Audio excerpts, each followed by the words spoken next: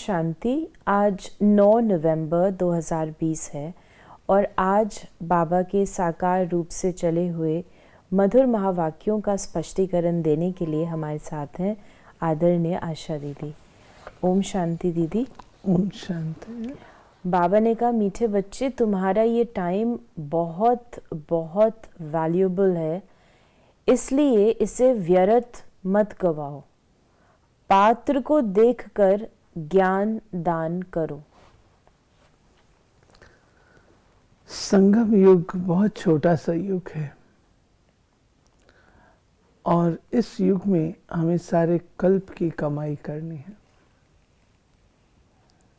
बाबा ने हमें ज्ञान दिया है कि हम केवल अगले जन्म के लिए नहीं, परंतु 25,000 ईयर्स के लिए नहीं, 2,500 ईयर्स के लिए नहीं, या 5,000 ईयर्स के लिए अपनी नूंद ड्रामा में बनाते हैं। इस हिसाब से हम सोचें तो एक एक पल कितना वैल्यूएबल हो जाता है, कितना हमारे लिए कीमत रखता है। और अगर हम उसको गंवा देते हैं व्यर्थ में, वो लौट के कभी नहीं आता। और दूसरी बात ये भी कहावत है, time and tide wait for none, किसी के लिए रुकते नहीं है। अतः समय की कदर को जानते हुए बाबा कहते हैं, जो तुम बच्चे ज्ञान देते हो दूसरों को, वो भी आत्मा को देख करके दो, नब्ज देख करके दो। अगर वो पात्र है, ज्ञान को सुनना चाहती है, ग्रहण करना चाहती है, तब तो आप उसे दीजिए। लेकिन अगर वो चाहती ही नहीं है तो जबरदस्ती किसी को देने की भी आवश्यकता नहीं। प्रश्न है, गुणों की धारणा भी होती जाए और चलन भी सुधरती रहे, उसकी सहज विधि क्या है? जो बाबा ने समझाया है वो दूसरों को समझाओ। ज्ञान धन का दान करो तो गुणों की धारणा भी सहज होती जाएगी, चलन भी सुधरती रहेगी। जिनकी बुद्धि में ये नॉलेज नहीं रहती है, ज्ञान धन का दान नहीं करते, वो है मनहूस, वो मुफ्त अपने को घाटा डालते हैं। हमारा जो मूल क्लास करने का, ज्ञान सुनने का तात्पर्य है, वो ये कि हमारा जीवन दिव्य गुणों से संपन्न बने। और दिव्य गुणों से संपन्न बनने के लिए बाबा ने एक युक्ति दी है, ज्ञान धन का दान करो। ज्ञान धन का जब दान करेंगे तो नेचुरल है, मन में आएगा, ये बात मैं औरों को बता रही हूँ, मेरे लाइफ में तो नहीं है, तो मुझे भी धारण करनी चाहिए। तो बाबा ने कहा कि ये चीज़ आपके ध्यान पर हो कि ज्ञान धन का दान करने से धन कभी खत्म नहीं होगा और वो जो धारणा है वो आपके जीवन की बन जाएगी। बाबा ने कहा, अभी अभी बाप की याद में हर्षित होते हैं, अभी अभी फिर याद भूल जाने से गम में पड़ जाते हैं। अभी अभी जीते हो, अभी अभी मर पड़ते हो, अर्थात अभी अभी बेहद के बाप के बनते हो, अभी अभी फिर जिस्मानी परिवार तरफ चले जाते हो। ये बाबा निश्चय की कमी की बात बता रहे हैं। जो उतार चढ़ाव आते हैं उसका कारण निश्चय की कमी है। कभी देखो तो बहुत अच्छे हैं, कभी देखो तो बिल्कुल डाउन है, कभी देखो तो बाबा और कोई चीज़ सूझती नहीं है, और कभी देखो तो एकदम अपने लौकिक परिवार में इतने मस्त हो जाते हैं।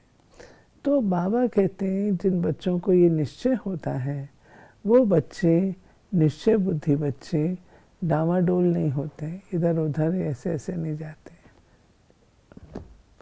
एक रस रहेंगे, अचल अडोल रहेंगे। शांति धाम को सुख धाम नहीं कहेंगे। बाबा ने कहा, जहाँ सुख है उसे सुख धाम, जहाँ दुख है उसे दुख धाम कहेंगे।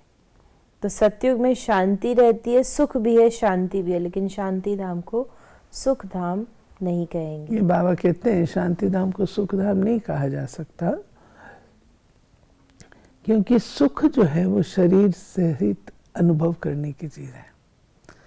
आत्मिक सुख भी है, आत्मिक सुख भी होता है, लेकिन वहां पर सुख की और कोई चीज नहीं, वो हमारी एक तरीके की नील अवस्था है जहाँ पे केवल शांति और डीप साइलेंस, डेड साइलेंस, वो अवस्था है, वही शांति सुखमय है। बाकी अलग से सुख कोई ऐसा वहां पर नहीं होता है, क्योंकि सुख के लिए फिर और बातें भी चाहिए। प्रदर्शनी में जब घुसते हैं तो पहले पहले बाप का ही परिचय देना चाहिए।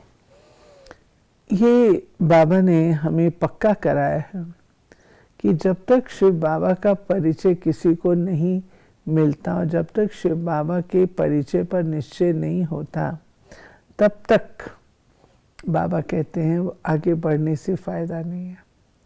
जब ये निश्चय हो तब आगे बढ़ सकते हैं। इसलिए बाबा ने कहा कि सबसे पहले प्रदर्शनी में शिव बाबा का चित्र समझाओ। तो आपका बाप है, उसका संबंध जोड़ना है, सर्व गुणों का दाता है, सुखों का दाता है। जब उनको वो अंदर से आए तब जो है वो बाबा को पहचान सके।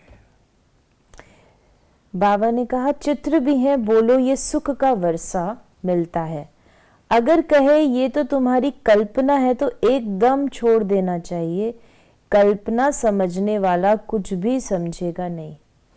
ये गाइड्स जो प्रदर्शनी में होते हैं उनके लिए बाबा संकेत दे रहे हैं कि गाइड भी बड़ा श्रूड बुद्धि होना चाहिए और परखने वाला चाहिए। अगर देखते हैं कि वो सुन नहीं रहा है, इधर उधर देख रहा है, तो अपनी समय को वेस्ट नहीं करना चाहिए, उसको फास्ट सारा दिखा करके रवाना करते हैं। और अगर कोई समझता है कि निशानी क्या है, जब आप कोई चित्र समझा रहे हैं तो वहीं देखेगा, सिर हिलाएगा, समझ आएगी उसको। और अगर नहीं होगा तो आप समझाएंगे या देखेगा वह, तो समझ जाना चाहिए कि इसका इंटरेस्ट नहीं है। तो इसीलिए बाबा ने कहा कि नॉलेज पात्र को ही देनी है, पात्र को समझाना चाहिए। फिर बाबा ने कहा अब बाप आत्माओं को समझाते हैं, तुम उल्टे बन गए हो, अपने को आत्मा के बदले शरीर समझ लेते हो।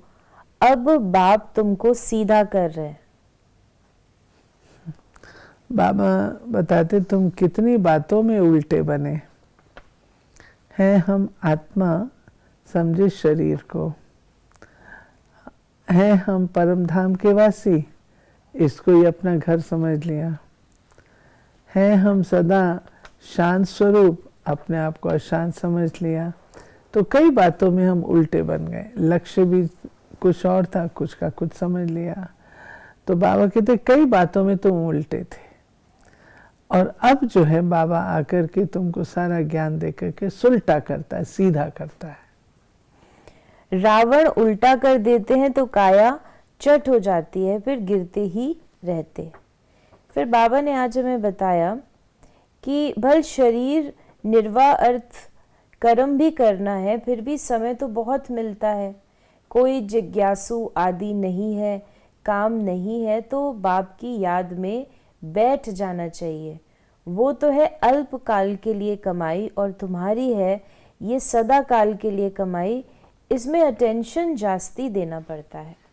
नहीं, बाबा कहते हैं कि पारखी बुद्धि बनो, और पारखी बुद्धि हो करके जहाँ पे आपको जितना समय देना है उतना दो, उससे ज़्यादा नहीं दीजिए। जो कल्प पहले आए थे वही नंबरवार आएंगे, वही अच्छी रीति पढ़कर और पढ़ा भी रहे हैं। जो अच्छा पढ़ते हैं वही फिर नंबरवार ट्रांसफ़र होते हैं। तुम भी ट्रांसफ़र होते हो। तुम्हारी बुद्धि जानती है जो आत्माएं हैं सब नंबरवार वहाँ शांति धाम में जाकर बैठेंगी, फिर नंबरवार आती रहेंगी। ये बाबा ने धर्मों का झाड़ बताया कि हर धर्म की आत्मा के लिए परम धाम में अलग अलग सेक्शन है। तो आत्माएं जो हैं यहाँ से जाती हैं, जब लौटती हैं तो अपने ही सेक्शन में जा कर के रहती हैं, और फिर जब समय आता है तो पुनः वो इस सृष्टि पर आती है। बाबा ने ये भी कहा कि वर्षा भी देते हैं बाबा और शहंशाह बनाते हैं। फिर बाबा ने कहा कि क़यामत का समय भी इनको कहा जाता है।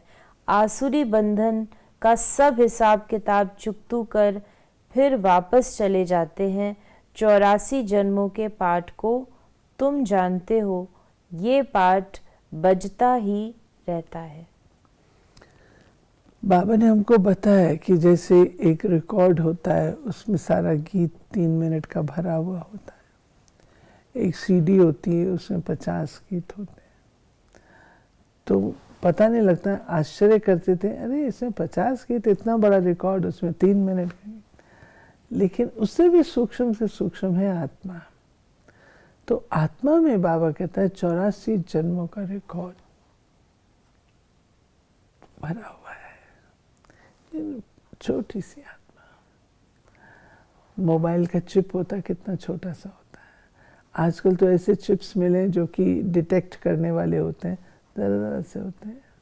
तो बाबा कहते हैं कि तुम्हारी आत्मा में, छोटी सी नन्ही सी आत्मा, बिंदु स्वरूप आत्मा में 84 जन्मों का पाठ, ये वंडर है।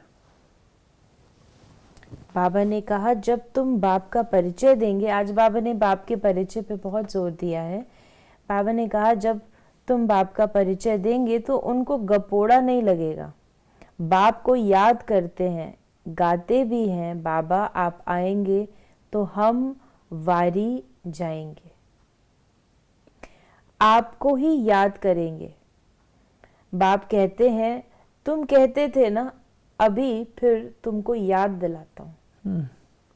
बाबा जब आते हैं तो भक्ति में हमने जो कुछ कहा बाबा को, वो सब बाबा याद कराते हैं कि तुमने कहा था बाबा जब आप आएंगे तो हम वारी जाएंगे, बाबा जब आप आएंगे तो हम आपकी ही सुनेंगे, बाबा जब आप आएंगे तो हम आपको ही याद करेंगे, आपसे सर संबंध जोड़ेंगे, जो आप आज्ञा देंगे हम वही करेंगे।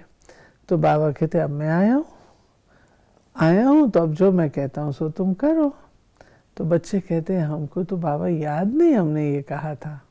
बाबा कहते तुम्हें याद नहीं, मैं याद कराता हूँ। बाबा ने कहा नष्टो मोहा हो जाओ, इस देह से भी नष्टो मोहा हो जाओ, अपने को आत्मा समझ मुझे ही याद करो तो तुम्हारे विकर्म विनाश हो जाएंगे। बाबा ने कहा ये मीठी बात सबको पसंद आएगी। फिर बाबा ने ये भी कहा कि बाप का परिचय नहीं होगा तो फिर किस न किस बात में संशय उठाते रहेंगे, इसलिए पहले 2-3 चित्र आगे रख दो। बाप का परिचय मिलने से वर्षे का भी मिल जाएगा। ये बहुत ज़रूरी है कि जो दाता है उसका परिचय होगा स्पष्ट, तब तो हम उसे लेने का भी प्रयास करेंगे। अगर दाता का परिचय नहीं है, पता ही नहीं कि कौन सी चीज़ कहाँ से मिलनी है, तो पुरुषार्थ क्या करेंगे। इसलिए बाबा ने कहा है कि मैं हूँ दाता और तुम्हारा पिता हूँ, तो पिता के नाते से भी तुम ले सकते हो, और मैं दाता हूँ तो मेरे पास ही तुमको आना है। तो मेरा पूरा परिचय होना ज़रूरी है। एक ही घर में एक संगम युग का, एक कलयुग का, दोनों इकट्ठे रहते हैं। फिर देखा जाता है हंस बनने लायक नहीं है तो युक्ति रची जाती है, नहीं तो विघ्न डालते रहेंगे। ये बाबा बता रहे हैं कि चैरिटी बिगिंस एट होम। अगर घर में आपको ज्ञान मिला तो आप दूसरे को भी दो, तीसरे को भी दो, सबको दो।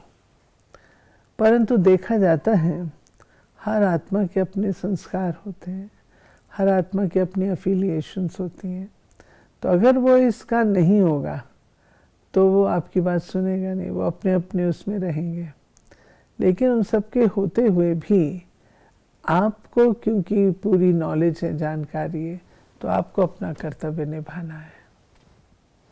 बाबा ने ये भी कहा, नहीं तो तंग करते रहेंगे, फिर युक्ति से किनारा करना पड़ता है, विघ्न तो पड़ेंगे, ऐसी नॉलेज तो तुम ही देते हो, मीठा भी बहुत बनना है, नष्टो मोहा भी होना पड़े। दोनों बात चाहिए। बाबा ये युक्ति जो बता रहे हैं, मीठा भी बनना है, स्वीट, क्योंकि हमारे स्वीट नेचर से ही, हमारे परिवर्तन से ही तो उनमें कुछ आस्था आएगी कि ये कोई अच्छी बात सीख रहे हैं। अगर मेरे में परिवर्तन नहीं होगा तो मैं अपने घर वालों को क्या सुनाऊंगी? घर वाले तो मुझे बहुत अच्छी तरह जानते हैं, दुनिया वालों के आगे तो मैं अच्छी तस्वीर पेश कर सकती हूँ, घर वाले तो मुझे अच्छी तरह जानते हैं। तो मैं घर वालों के आगे अगर अच्छी तरह से पेश नहीं आती हूँ तो नेचुरली वो कहेंगे ना, ये क्या सीखा। फिर बाबा कहते हैं नष्टो मोह भी होना चाहिए। ऐसा भी नहीं कि इतना उनके साथ अटैच्ड हो जाओ जो कि बाबा को ही भूल जाओ। तो बाबा कहते हैं दोनों तरफ का निभाना होता है। आज का वरदान है, नम्रता रूपी कवच द्वारा व्यर्थ के रावण को जलाने वाले सच्चे स्नेही सहयोगी भव। कोई कितना भी आपके संगठन में कमी ढूंढने की कोशिश करे, लेकिन जरा भी संस्कार स्वभाव का टक्कर दिखाई न दे। अगर कोई गाली भी दे, इंसल्ट भी करे, आप सेंट बन जाओ। अगर कोई रॉन्ग भी करता तो आप राइट रहो। कोई टक्कर लेता है तो भी आप उसे स्नेह का पानी दो। ये क्यों, ऐसा क्यों? ये संकल्प करके आग पर तेल नहीं डालो। नम्रता का कवच पहनकर रहो। जहाँ नम्रता होगी वहाँ स्नेह और सहयोग भी अवश्य होगा। ये बाबा ने हम बच्चों को कहा कि नम्र चित्त रहना। Humility wins the hearts of the people.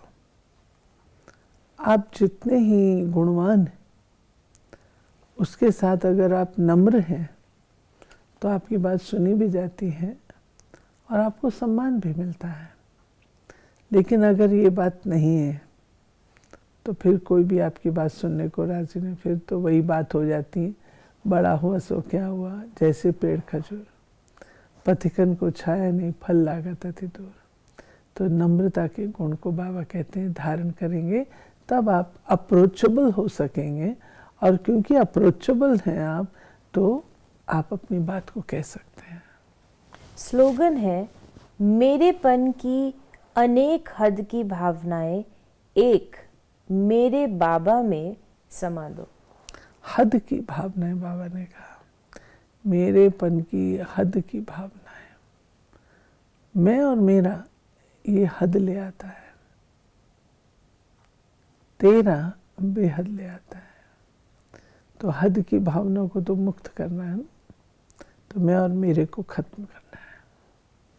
तो ये थे बाबा के आज के महावाक्यों का स्पष्टीकरण। यदि आपके मन में भी कोई सवाल है तो आप उसे व्हाट्सएप कर सकते हैं 8826599309 पर, और हम आपके प्रश्नों का उत्तर प्रश्नोत्तरी कार्यक्रम में लेने का प्रयास अवश्य करेंगे। ओम शांति।